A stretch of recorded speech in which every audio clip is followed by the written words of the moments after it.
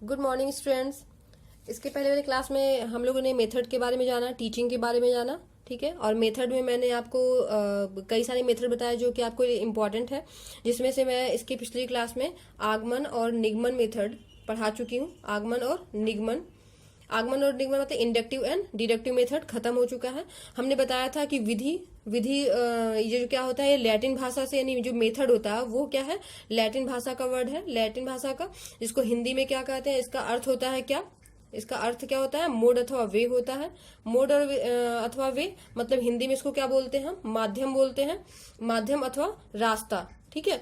मतलब हमने बताया था कि जब किसी भी कोई भी छात्र होता है, उसकी जब कोई समस्या होती है और समस्या के समाधान के लिए हम क्या बनाते हैं, जो टीचर होता है वो क्या बनाता है, कोई ना कोई उद्देश्य बनाता है, और उस उद्देश्य की पूर्ति के लिए हम क्या करते हैं, कोई ना कोई शिक्षण प्रक्रिया प्रारंभ करते हैं, जिससे कि उस छात्र के समस्या का समाधान हो सके और छात्र आसानी से और अच्छे से सीख सके और अपने लक्ष्य को प्राप्त कर सके।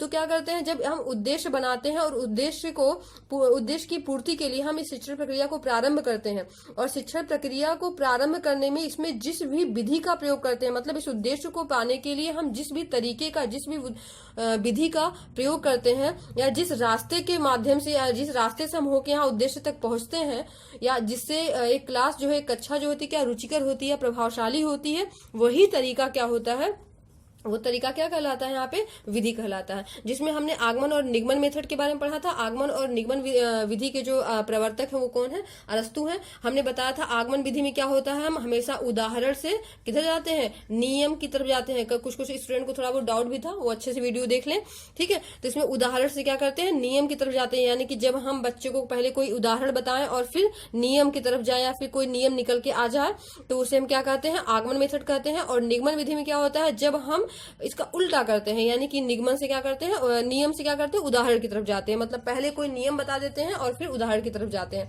ठीक है। इसका अब डिटेल में नहीं आए क्योंकि हम इसको अच्छी तरह से पढ़ा चुके हैं इसकी पिछले वीडियो में। तो अब हम आते हैं इसके नेक्स्ट विधि पर, यानी कि नेक्स्ट विधि क्या है, संश्लेषण और विश्लेषण। संश्लेषण और विश्लेषण।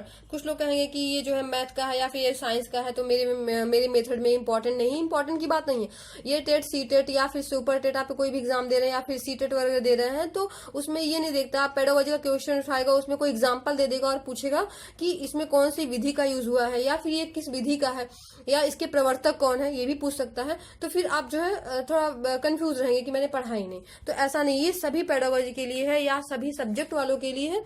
तो हम आते हैं संश्लेषण विधि पे। संश्लेषण को इंग्लिश में क्या बोलते हैं, इसको सिंथेटिक बोलते हैं, और विश्लेषण को एनालिटिक बोलते हैं। ये थोड़ा सा हम इसको देखते हैं, अपने मेथड से, अपने ट्रिक से देखते हैं। संश्लेषण को मैंने इसमें का जो स ले लीजिए, स यहाँ से हमने थोड़ा इसको सम से जोड़ दिया। सम मतलब क्या होता है, जोड़ना। सम को हिंदी में क्या कहते हैं, जोड़ना। आपने देखा भी होगा, छोटे बच्चों में होता है सम करना है, जोड़ना है, उसको जोड़ करना। तो संश्लेषण को मैंने ऐसा समझा था कि जब कोई छोटे छोटे टुकड़ों में बटा हो, कोई चीज विभाजित हो, बटा हो, अलग हो, उन्हें पुनः एकत्रित करे। एकत्रित यानी कि पुनः उन्हें जोड़े, तो और इस तरह से जोड़ के फिर बच्चे की समस्या का समाधान करे। जैसे हम किसी बच्चे को समझाते हैं ना कि क, पहले उसको क्या बताते हैं, क ख ग ये सब बताते हैं, या ABCD बताते हैं, या फिर छोटा आ बड़ा आ ये सब बताते हैं, ठीक है। या फिर गिनती, पहाड़े, उसको पहले ये बताते। पहले हम छोटे बच्चों को ये नहीं शुरू कर देते हैं कि मतलब उसको कोई वाक्य बताना नहीं कि वो घर जाता है ये लिखिए, या फिर वो स्कूल जाता है ये लिखिए। पहले हम उसको छोटी चीजें बताते हैं, ठीक है। छोटी चीजें बता के जब उसको छोटी चीजें रट जी आती हैं, ये सब चीजों को क्या करते हैं, हम उनको रटने के लिए कहते हैं, रटने के लिए बोलते हैं ना। ये वो उसको समझता नहीं, बस क्या करता है, रटते जाता है, क से क्या होता है, ख से क्या होता है, या क के बाद क्या आता है, ख के बाद क्या आता है, वो क्या करता है, केवल रटता है। तो आपको एक चीज और यहाँ पे क्लियर हो गया होगा कि जो संश्लेषण मेथड होता है वो क्या करता है, ये रटने पर अधिक जोर देता है, समझ रहे हैं ना। और रटने की प्रवृत्ति किसमें होती है, ध्यान दीजिएगा, छोटे क्लास में होती है या छोटी कक्षाओं में होती है, ठीक है। अब आप इसके पहले स्तर पढ़े होंगे ना, स्मृति स्तर, याद आया, स्मृति स्तर, स्मृति स्तर याद आया होगा आप लोग को। स्मृति स्तर में मैंने क्या बताया था कि इसमें ये रटने पर बल देता है और छोटी कक्षाओं में याद है। लेकिन आप ये मत सोचिएगा कि स्मृति स्तर का या रटने पर बल दे रहा है तो इम्पोर्टेंट नहीं है, क्योंकि आपको बताया गया था कि जो रटने पर बल देता है वो मानसिक क्षमताओं के या बच्चों की स्मरण शक्ति को क्या करता है, मजबूत करता है। तो यानी यहाँ पे एक आपका प्लस पॉइंट क्या बन जाएगा कि ये स्मरण शक्ति को क्या करता है, मजबूत करता है, बच्चे की मानसिक क्षमता को क्या करता है, बढ़ाता है। ठीक, यहाँ पे आप ध्यान दीजिए। लेकिन एक चीज और है, जो बच्चे यहाँ पे रटते हैं वहां उनका ज्ञान क्या होता है, वो इस जो नेक्स्ट हमारी विधि है क्या, विश्लेषण मेथड है, उसके अपेक्षा क्या होता है, अस्थायी होता है। समझ रहे हैं, मतलब कोई भी चीज अगर हम रट रहे हैं तो वो क्या होता है, अस्थायी, इसकी अपेक्षा अस्थायी होता है। वो तो अलग बात है, छोटे बच्चे होते हैं बार बार रटते हैं, उनको वही रटना रहता है, केवल वही छोटी चीजें पढ़ना होता है, इसलिए वो रटते रटते धीरे सीखते हैं। लेकिन रटने से ही स्टार्ट होता है, हम ऐसा बिल्कुल नहीं कहेंगे कि वो रट के फिर वो भूल जाते, नहीं, वो रटने से ही सीखने की प्रवृत्ति को आगे बढ़ाते हैं, फिर धीरे धीरे वो आगे सीखते हैं। तो यानी यहाँ पे क्या हुआ, ये रटने पे अधिक बल देता है, ठीक है, या अधिक जोर देता है। और यहाँ पे छोटे छोटे टुकड़े जो बटे होते हैं, जब उनको हम एकत्रित करके, यानी जब बच्चा क ख ग ये सब सीख जाता है, तो हम लास्ट में क्या कहते हैं, कहते हैं अब बताओ ये क्या लिखा हो, तो कहता है क, ठीक है, और इसमें ल जोड़ देते हैं, फिर कहते हैं म जोड़ दिए, ठीक है, इन तीनों को जोड़ दिए, अब बताओ ये क्या हो गया, तो बच्चा क्या कहता है, कलम हो गया। अब इसको हम क्या किए, यानी कि वर्णमाला से, देखिए वर्णमाला से हम कहाँ गए, वर्णमाला से हमने बच्चों को क्या सिखाया है, इसको यहाँ पे क्या सिखाया है, बच्चों को शब्द सिखाया। ये क्या हुआ, ये शब्द बना ना, यहाँ पे शब्द बन गया, ठीक है, यानी कि हम बच्चों को शब्द का ज्ञान कराएं। अब देखिए शब्द के बाद हम क्या बताते हैं बच्चों को, जब शब्द आ जाता है उनको, तो हम वाक्य बताते हैं। अब देखिए आपका यही क्वेश्चन बन गया, अभी एग्जाम में पूछ दिया कि जब हम किसी बच्चे को वर्णमाला, ठीक है, समझ रहे हैं ना, वर्णमाला बताएं या वर्णमाला का ज्ञान कराएं, या फिर ऐसे ही दे दिया कि वर्णमाला से शब्द और शब्द से वाक्य, वर्णमाला से शब्द और शब्द से वाक्य की तरफ हम जाते हैं, तो ये किस विधि में आता है, समझ रहे हैं, ये किस विधि का तरीका है, या फिर ये किस विधि के अंतर्गत है। तो आप अगर पढ़े रहेंगे तभी तो समझेंगे क्या है, ये संश्लेषण विधि है। यानी कि जब हम पहले बच्चों को छोटे छोटे टुकड़ों में कोई चीज बटा होता है, या उसको सिखाते हैं, और उसको सिखा सिखा के छोटे छोटे टुकड़ों को सिखा के, और फिर लास्ट में क्या करते हैं, उसको एक करके बच्चे के सामने रखते हैं या उसकी समस्या का समाधान करते हैं, तो बच्चा जल्दी से सीख जाता है। और ये क्या होता है, संश्लेषण विधि होता है। और किस पे बल देता है, अधिक रटने पर बल देता है। इसका प्रयोग किसमें, अगर भाषा की बात करता है या फिर सब्जेक्ट की बात करता है, तो ये किसमें अधिक प्रयोग होता है, गणित में अधिक प्रयोग होता है। याद रखिएगा, ये गणित में अधिक प्रयोग होता है, खासकर छोटे कक्षाओं में, ठीक। और जब यहाँ चूंकि रटने की बात कहा, तो एक चीज और आप यहाँ पे इसके क्वालिटी या फिर डेमेरिट के रूप में रखिएगा, डीमेरिट कह सकते हैं। यह चिंतन रहित होता है, मतलब हम इसमें कोई चिंतन नहीं करते हैं, कोई सोचते नहीं है, बल्कि इसको क्या कर लेते हैं, बस हम रट लेते हैं। और रटने की वजह से ये क्या होता है, काफी सरल और सुविधाजनक होता है, जिसका मन कहेगा वो नोट डाउन भी कर लेगा, समझ रहे हैं, ठीक है। तो यानी कि ये सरल और सुविधाजनक होता है। और इस प्रकार, और इससे एक और चीज है कि जब चूंकि कोई चीज छोटे छोटे टुकड़े में बटी होती है, ठीक है, अलग होती है, अब चूंकि बस हम उसे एकत्रित तो करना ही होता है, ठीक, तो इससे क्या होता है, समस्या का समाधान क्या होता है, जल्दी से हो जाता है।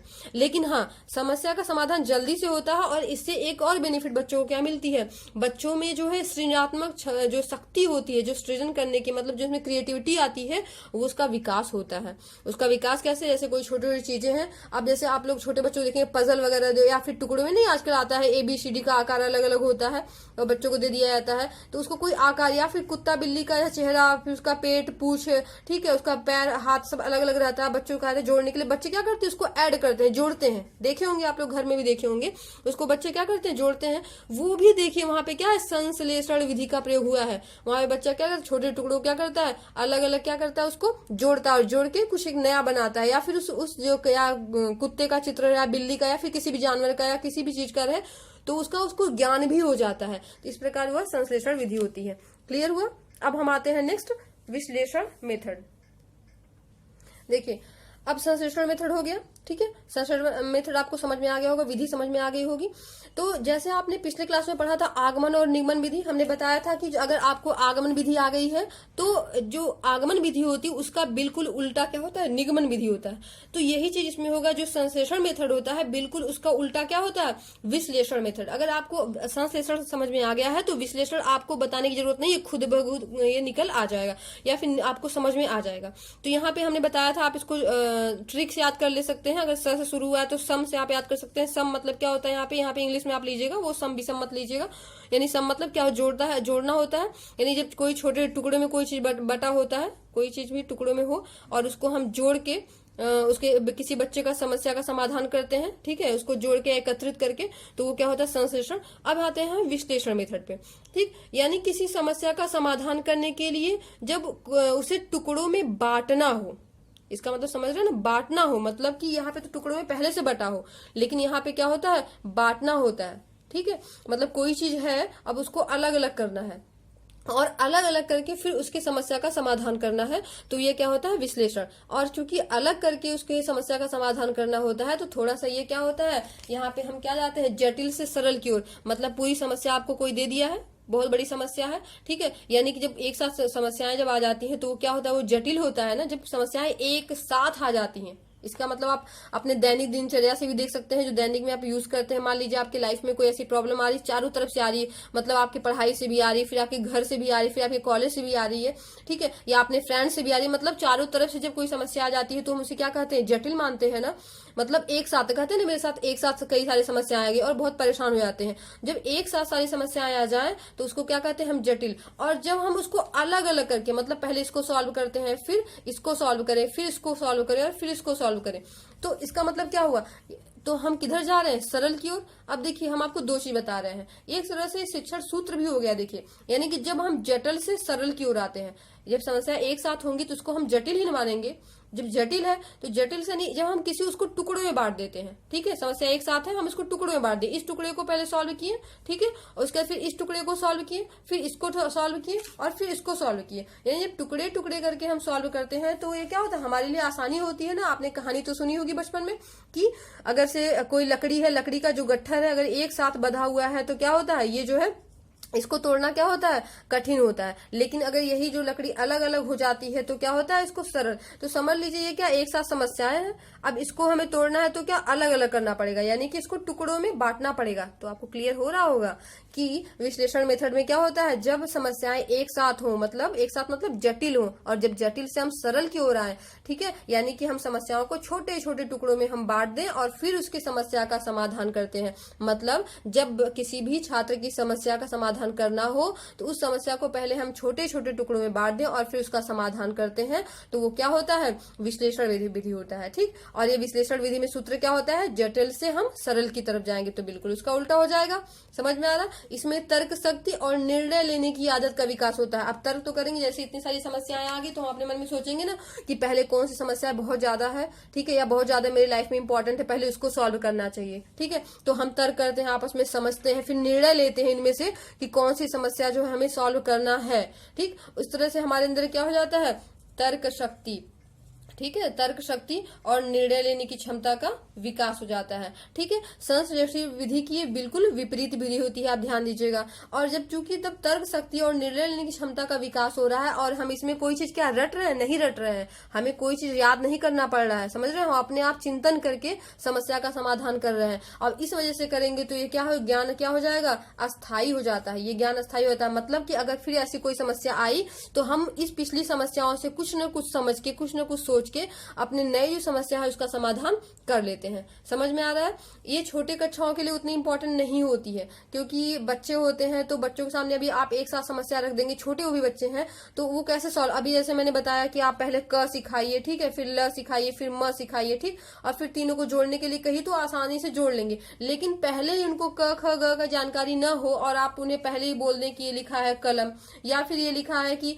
मुझे एक कलम दो, इसको लिखो या इसको बताओ ये क्या है, कलम क्या होता है, तो बच्चा कैसे समझेगा कि इसमें ये वर्ड क्या है, ये शब्द क्या है, ये तो मैंने कभी सीखा ही नहीं है। तो यानी कि छोटे बच्चों के लिए ये जो विधि क्या होती है, अनुपयोगी होती है। ठीक है, और इसमें जो है अधिक कुशलता की जरूरत पड़ती है, इसकी जो मेरिट है इसमें कि अधिक कुशलता की जरूरत पड़ती है। और इसमें खासकर जो मैथ वाला पोर्शन, देखिए इसमें मैथ का भी यूज कर सकते हैं, मैथ को काफी अच्छे से हम सॉल्व भी कर सकते हैं। जैसे हम कोई एग्जाम्पल मान लीजिए कोई देते हैं कि कोई बच्चा है, कोई स्टूडेंट है, कोई भी हम दे देते हैं कि मान लीजिए वो अभी हम इसका पहले एग्जांपल देखिए, दोनों एग्जांपल आप थोड़ा सा आपस में जब तुलना करके कंपैरेटिव करके स्टडी करते हैं ना तो वो ज्यादा दिन तक याद रहता है। कोई भी आप सब्जेक्ट पढ़ते हैं उसमें थोड़ा कम आपस में कंपैरेटिव कर लीजिए, तो अगर एक याद हो जाएगा, एक पढ़ लेंगे तो दूसरा अपने आप समझ में आ जाएगा।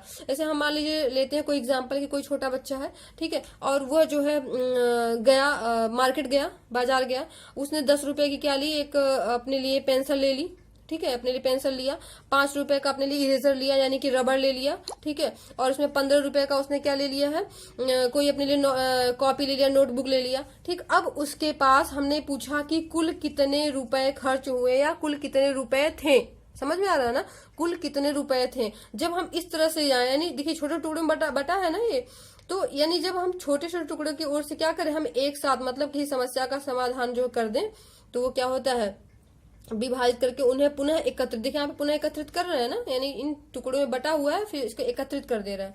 ठीक है, तो ये कहा है यहाँ पे क्या हो गया, संश्लेषण विधि हो गया। अब देखिए विश्लेषण विधि में बिल्कुल इसका उल्टा कर दी। उल्टा कैसे करेंगे, हमने बोला कि किसी जो है बच्चे के पास 50 रुपए थे। अब देखिए 50 रुपए एक साथ है कि नहीं, एक साथ 50 रुपए कोई बच्चा मार्केट गया लेके, और उसने क्या किया, इसमें से 3, समझ रहे, 3 अपने लिए कॉपी लिया, नोटबुक लिया, समझ रहे, और उसके पास घर आया तो कितने रुपए बचे, 5 रुपए बचे। ठीक, 5 रुपए बचे। तो अब बताइए उसमें एक कॉपी का मूल्य कितना हुआ।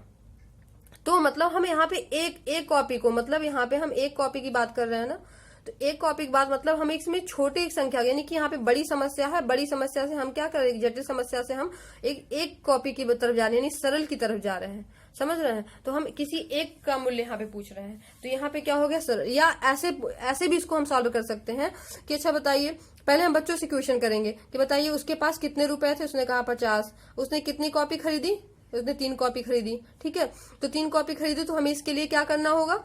ठीक है, या ऐसे हम बच्चों से क्वेश्चन करेंगे, क्या करना होगा। ठीक है, तो ऐसे क्या होता है, बच्चा उसमें अपने आप उसमें से क्वेश्चन पूछता है, तर्क करता है, चिंतन करता है कि हाँ हम कैसे निकालेंगे, कैसे उसमें क्या हम करेंगे, क्या जोड़ेंगे, घटाएंगे या भाग देंगे, कैसे करेंगे।